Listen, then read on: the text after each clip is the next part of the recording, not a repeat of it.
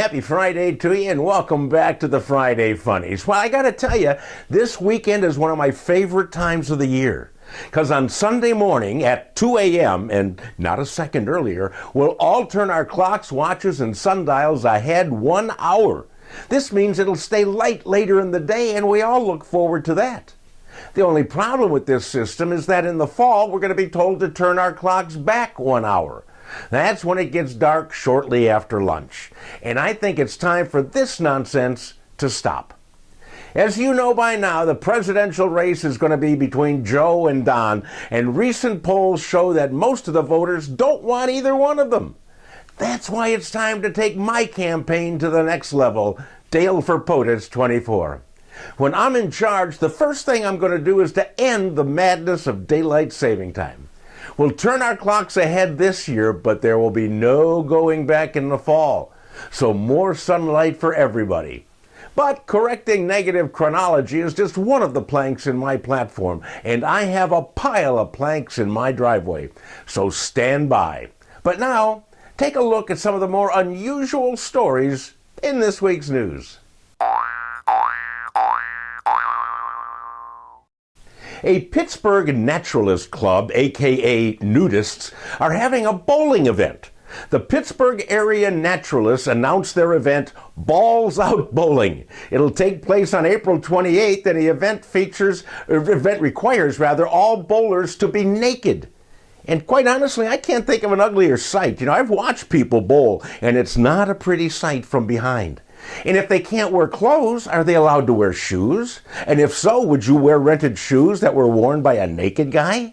And without bowling shirts, how do you know what team you're on? It's all so confusing. And I can just hear the alley announcer now. Attention bowlers, the hand dryers are only for your hands. And don't even think about the ball polisher. Our Dumbass of the Week award travels to Ireland, where we meet Camilla Grabska, a 36-year-old mother of two who was injured in a car accident in 2017 and claimed that her injuries made her unable to work. She filed an $820,000 insurance claim for past and future loss of income. In 2018, she told a doctor she couldn't even lift a bag of groceries. But 2 days later, she participated in and won a Christmas tree throwing contest. Video of her toss soon appeared on the internet. And this week, her case was presented to a judge who saw her tree toss and said it was a very good throw and that he hopes she can get a job as a professional tree tosser because she's not getting any insurance money. So by tossing a tree and losing a bundle of money, Camilla Grabska is our Dumbass of the Week.